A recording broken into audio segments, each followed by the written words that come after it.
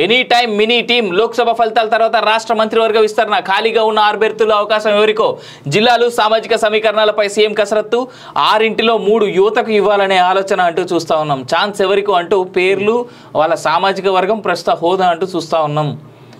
interesting పేర్లు ఉన్నాయి దీంట్లో కొన్ని అద్దంకి దయాకర్ ఎస్సీ కాంగ్రెస్ సీనియర్ నేత అడ్లూరి లక్ష్మణ్ కుమార్ ఎస్సీ ప్రభుత్వ వైపు Vemula Veeresham SC MLA Nakrekal Komatireddy Rajagopal Reddy MLA Munugode నా సామిరంగా వాకిటి శ్రీహరి ముదిరాజ్ ఎవరికి ఇచ్చినా లేకపోయినా ఈయనైతే ఊకోడు కోమటిరెడ్డి రాజగోపాల్ అసలు ఆయన అసలు డిప్యూటీ సీఎం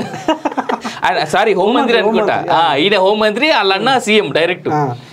పొరపాటున అయితే హోంమంత్రి అయితే ఇక ఏం కండిషన్స్ ఏముండే డైరెక్ట్ లోపడే అంటాడు ఫస్ట్ ఇగో చూడు ఇగో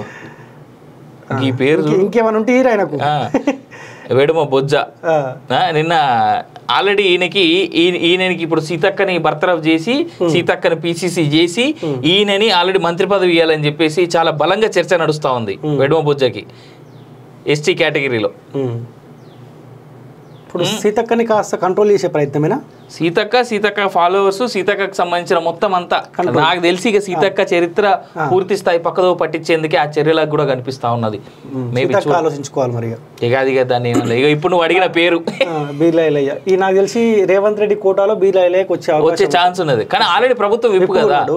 ఏముంది విప్పు తీసుకుని ఇంకోరికి ఇచ్చి తప్పే అంతే ఏమున్నది ఇగో ఆది శ్రీనివాస్ మునూరు కాపు ప్రభుత్వ వైపు బల్మూరి వెంకట్ మేబీ అంటే ఒక యంగ్స్టర్గా మాత్రం చాలా ఒకవేళ పొజిషన్ ఇవ్వగలిగితే మాత్రం చాలా మంచి పద్ధతి అనే చూడొచ్చు బల్మూరి వెంకట్ లాంటోడు కాకపోతే రైట్ పర్సన్ రాంగ్ పార్టీ అని చాలా సందర్భాల్లో మనం మాట్లాడుతూ ఉంటాం దాంట్లో మేబీ బల్మూరి వెంకట్ పేరు కూడా మనం మాట్లాడుకోవచ్చు కానీ చాలా బలంగా కాంగ్రెస్ కోసం పోరాడాడు యువకుడు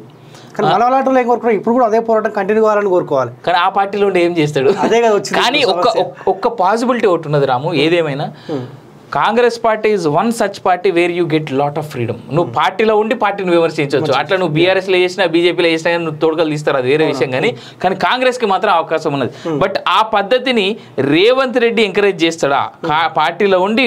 విమర్శిస్తే రేవంత్ రెడ్డి ఎంకరేజ్ చేస్తాడా అనేటువంటిది చూడాలి ఇక షబ్బీర్ రెడ్డి కోమటిరెడ్డి రాజగోపాల్ రెడ్డి అద్దంకి దయాకర్ అడ్లూరు లక్ష్మణ్ కుమార్ వేముల వీరేశం బాలు నాయక్ రామచంద్ర నాయక్ ప్రతి ఒక్క ఈ చర్చ పోస్టింగ్ లో చర్చ వచ్చినప్పుడల్లా అద్దంకి దయాకర్ పేరు తెరపైకి తీసుకొని పక్కన పడేస్తారు ఇప్పుడు కూడా అదే అయితే ఏం తేడా లేదు ఇగో సీఎం పదవితో పాటు 17 మందికి కేబినెట్ లో చోటు కల్పించాల్సి ఉంది ప్రస్తుతం సీఎం తో పాటు 11 మంది మంత్రులు ఉన్నారు ఇంకా కేబినెట్ లో 6 బెర్తులు ఖాళీగా ఉండగా దాదాపు 10 నుంచి 15 మంది రేస్ లో ఉన్నారు ఇప్పుడు అద్దంకి దయాకర్ కి ఏ రకంగా కేబినెట్ లో ఛాన్స్ ఏమి ఇవ్వాలి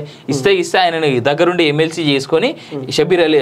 ఇందాక షబీపూర్ రాజుని కనుక ఎట్లయితే ఎమ్మెల్సీని చేసుకున్నారో ఎమ్మెల్సీని చేసుకుని డైరెక్ట్ అద్దంకి దయాకర్ని కేబినెట్ లో తీసుకోవాలి కానీ అద్దంకి దయాకర్ని కేబినెట్ లోకి తీసుకుంటాడా అంత ధైర్యం రేవంత్ రెడ్డి చేస్తాడా ఎందుకంటే మిగిలిన అందరూ అద్దంకి దగ్గరికి ఎగెనిస్ట్ ఉన్నారు యాక్చువల్ గా ఇవాళ పరిస్థితి ఏంది అద్దంకి బతుకు ఇటు కాంగ్రెస్ లో ఉండాలా బయట పోవాలా అనేటట్టుగా తయారైంది చేతులారా చేసుకున్నాడు ఇప్పుడు ఆనాడు తప్పలేదు ఆ కామెంట్స్ చేయడం ఆ విమర్శించడం తప్పలేదు ఆనాడు దాకా మొన్న కూడా చేసిండు కదా రాముడిని అయ్యనా నీ బాబాయ్యా సీతమ్మ నీకేమన్నా అమ్మనా అనుకుంటా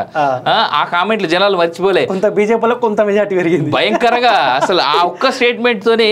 నీ అమ్మ వీళ్ళకి ఎందుకు ఓటేసాడు అనేటువంటి ఉద్దేశానికి వెళ్ళినటువంటి సందర్భం మనం చూసినాం